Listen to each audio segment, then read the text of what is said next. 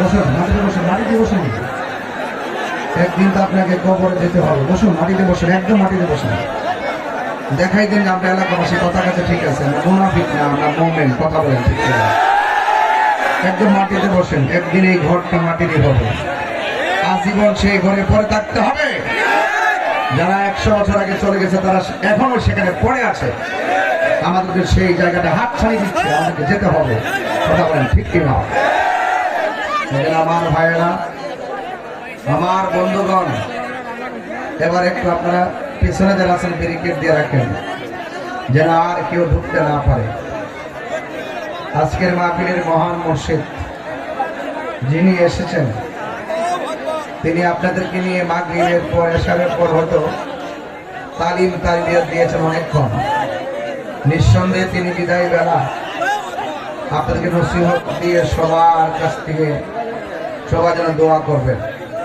আপনাদের এমপি হতে পারে তিনিও হুজুরের কাছে দোয়া চেয়েছেন। তো আপনারা যারা এসেছেন সবাই আদবের সাথে বসে পড়ুন।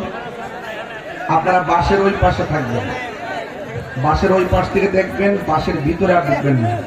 আপনারা বাইরে যান, ওই যে যারা ভিতরে ঢুকছেন একটু ভিতরে বাইরে যান না। বাসটার বাইরে থাকলে মানুষ আসতে পারবে না, আর না হয় ভিতরে থাকলে বসতে হবে। আর আমার ওয়াজ মাহফিলের অ্যাডমিনিস্ট্রেশন খুব কড়া। আমি অত্যন্ত ভালোবাসা, বিনয়, আন্তরিকতা আপনাদের মনের মাধুরীতে মিশে আমি কথা বলি। কিন্তু আপনি যদি কথা বলেন, আমি পুলিশ প্রশাসন ভাইদেরকে বলছি আবারও, আপনারা শুরু থেকে অনেক কষ্ট করছেন। রাস্তাঘাট পিছন দিক থেকে ব্লক করে দেন, একটা লোক যেন আর মাহফিল আসতে না পারে। মাইকের আওয়াজ প্রায় 1 কিলোমিটার যায়। প্রয়োজনে আজকে না হয় রাস্তা থেকে আলোচনা শুনবে। এরপর এত কষ্টের মাহফিল, কোন নাম নাকি সেলিম ইসলাম রহমানি, অনেক কষ্ট করে আমাকে দাওয়াত করেছেন এবং আমাকে আনতে গিয়ে যথেষ্ট শ্রম দিয়েছেন। আমি অত্যন্ত উদারতার ভিত্তিতে আজকে ঢাকা আহলে সুন্নাত ওয়াল জামাতের কেন্দ্রীয় কমিটির অভিষেক ছিল ঢাকা বাইতুল মোকাররম ইম্পেরিয়াল হোটেলে। আমি সারা বাংলাদেশের একজন সাংগঠনিক সচিব হিসাবে আমার কাছে ওখানে থাকতে হয়েছে। এরপরে বিকালবেলা একটি সাধারণ সভা ছিল। এই মাহফিলের জন্য আমি চেয়ারম্যান মহোদয়, মহাসচিব মহোদয়কে বলে আমি এই মাহফিলে এসেছি। যেহেতু এসেছি, আমি আশা করব আপনারা ধাক্কাধাক্কি করতে পারবেন, কিন্তু আপনারা মুখের সাউন্ড করতে পারবেন না। এই মাঠটা গতানুগতিক কোন খেলার মাঠ না। আজকে যতক্ষণ আমি কথা বলবো, মাগরিবের পর থেকে এই মাঠটা আখিরি মোনাজাতের আগ পর্যন্ত এই মাঠটা হলো জান্নাতের বাগান। এখানে বসে আদবের খেলা হয় এমন কাজ করা যাবে না। এখন আপনারা কি চুপ থাকতে পারবেন? ইনশাআল্লাহ 3 বার আল্লাহকে ডাক দিব, এরপরে জবান বন্ধ করবেন। আমি একবার বলছি, আমার অ্যাডমিনিস্ট্রেশন করা, আমি শিক্ষক থেকে বক্তা হয়েছি এবং যখন ছাত্র ছিলাম তখন থেকে টুকটাক আলোচনা করতাম। আমি টিচার ছিলাম, দীর্ঘ 9 বছর আমি শিক্ষকতা করেছি। 2009 সালে সহকারী নিবন্ধন, 2010 সালে প্রভাষক নিবন্ধন, এরপরে চাকরি নিয়েছি, বেতন তুলছি। আমার ইন্ডেক্স ছিল। আম্মা বলছে, তুমি যেহেতু ওয়াজ করবা, রাত্রেবেলা না ঘুমাইলে দিনের বেলা ঘুম কষ্ট হবে, মাদ্রাসায় গিয়ে ভালো করে ক্লাস করাইতে পারবো না। তো ক্লাস করাইতে না পারলে তো এইগুলো তো আসলে ছাত্রদের ভবিষ্যৎ কি হবে। তুমি একটা কাজ করো, একটা পথ বাঁচা নাও। আমি তোমার বলছি, তুমি ওয়াজটা বাঁচা নাও, চাকরিটা ছেড়ে দাও। আমি আমার মার কথা চাকরি ছেড়ে দিছি। এখন দেখলাম যে মার দোয়া যে কবুল হয়, এটা কিন্তু সত্য ভাই। এই পৃথিবীর সবার দোয়ার মধ্যে স্বার্থ আছে, কিন্তু মা বাপের দোয়ার মধ্যে কোনো স্বার্থ। 3 বার আমার আল্লাহকে ডাক দিবেন, আল্লাহ আল্লাহ আল্লাহ ইয়া রাসূলুল্লাহ। চুপ থাকবেন ভাইরা। মনে হবে যে এখানে কথা বলছি, চোখের পলকে ঠান্ডা। কোরআন এমন একটা জিনিস, হুব্বে মুস্তাফা এমন একটা জিনিস। এখানে হাজার হাজার মানুষ, এতক্ষণ আপনার অস্থির ছিলেন, আপনি ঠান্ডা হয়ে গেলেন। কারণ যেখানে আল্লাহর কালাম তেলাওয়াত করা হবে, আল্লাহকে স্মরণ করা হবে, ইমানদারদের হৃদয় শুধুমাত্র শান্ত হয়ে যাবে, আর মুনাফিকদের হৃদয় অশান্ত থাকবে। আমরা কি মুনাফিক না মুমিন? সন্দেহ আছে? একটু নীরব থেকে আমার কথাগুলো বলবেন, শুনবেন। আমার ভাইয়েরা, আমি আপনাদেরকে আর কথা না বলি প্লিজ, আশা করি আপনাদের কাজ আর লাগবে না। যারা স্বেচ্ছাসেবক আপনারা কথা বলবেন না। ইদানিং দেখা যায় তাবারক দিতে গেলে মাহফিলে যারা তাবারক গ্রহণ করবে তাদের চাইতে যারা দেয় তারা বেশি কথা বলে। এই জন্য আমরা বেশি কথা বলবো না। ইমানদাররা তিনটা গুণ আছে। এই ছেলে, আপনাদেরকে বলছি, কেন কথা বলছেন কেন? বলছি না যে স্বেচ্ছাসেবক লাগবে না, অটোমেটিক ঠিক হয়ে যাবে। কারণ আমি এলাকায় পা দিয়ে বুঝতে পেরেছি আপনারা নবীর আশিক, কোরআনের আশিক, আমার মাওলার আশিক। আশিকদের সামনে যখন সেই মনিবের প্রেম তুলে ধরা হবে, আশিক কি কথা বলতে পারে? আশিক কি আওয়াজ করতে পারে? আমি প্রশাসন ভাইদেরকে আবারও বলছি, রাস্তাঘাটটা বন্ধ করে দেন। আমি আলোচনা করছি, আপনারা শুনুন। বলুন, হায়াতের মালিক কে? ইজ্জতের মালিক কে? মানুষ যখন মারা যায় 3 দিন পরে তার নাকের গোড়াটা পচে যায়, ভিতর থেকে পোকামাকড় প্রথম এই দিক দিয়ে বের হয়, প্রথম সুন্দর চেহারাটার মধ্যে অ্যাটাক করে।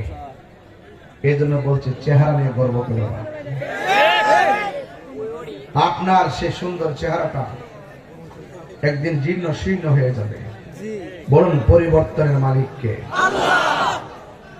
আমি আজকেও বলেছি, প্রবীণদের যুক্তি নবীনদের শক্তি একত্রিত করে সারা বাংলাদেশে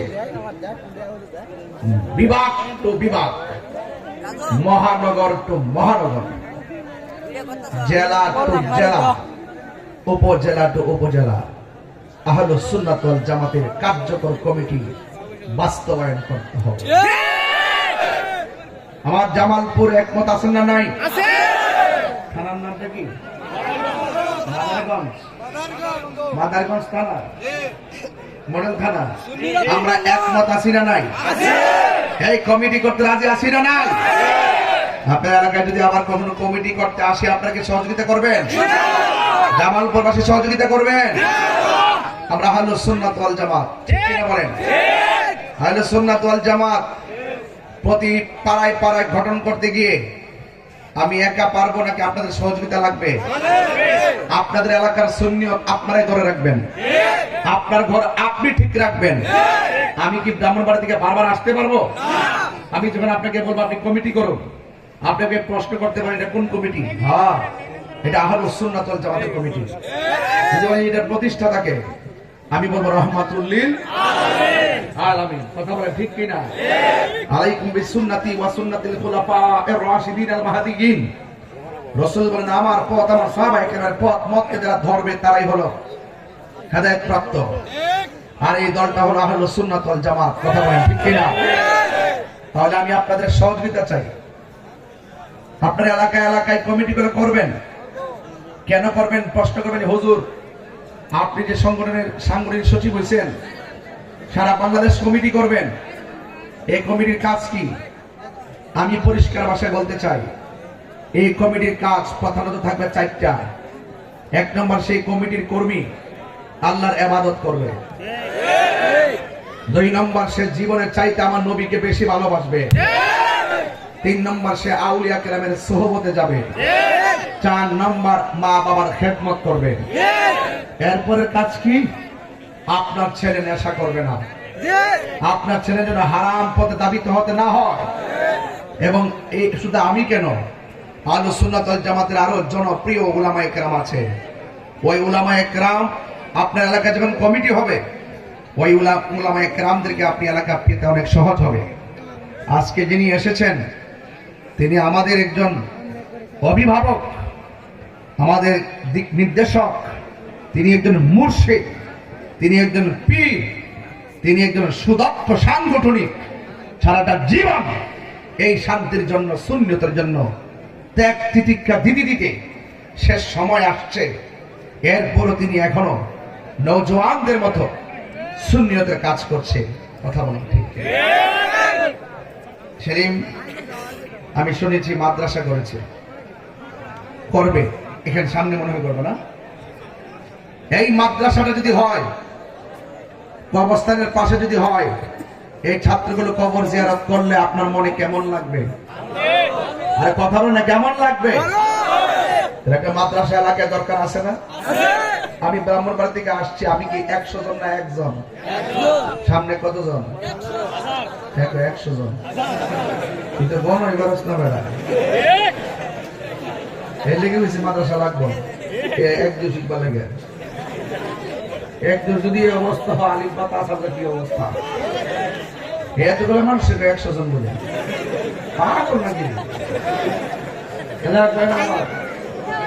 আপনার আওয়াজ করে করি মালিক। এবার আসেন আরেকটু সামনে যাই। আমার সামনে হাজার হাজার মানুষ, আমার মনে হয় পিছন থেকে আমাকে দেখে না, শুধু আওয়াজগুলো শুনতেছে। এখান থেকে মিনিমাম, এখান থেকে শেষ মাথা পর্যন্ত প্রায় 300 হাতের কাছাকাছি হবে না, মানে প্যান্ডেলটার কথা বলতেছি। তো রাস্তাঘাট দেখেছি হাফ কিলোর মতন মানুষ, ঢোকার মতো কোনো রাস্তা নাই। এটা কি তাহিরির জন্য আসছে না নবীর জন্য? তাহিরি যদি নবীর সম্মান না গাইতো আপনারা কি আসতেন? তা আপনার ইজ্জতের, আপনাদের হাতে পায়ে ধরে বলি, একদিন আমরা চলে যাব, একটা ইন্টারভিউ নিব আপনাদের। আওয়াজ করে বলুন আমাদেরকে কবর দেওয়ার পর কোন জায়গাটা সবার আগে পৌঁছে যাবে।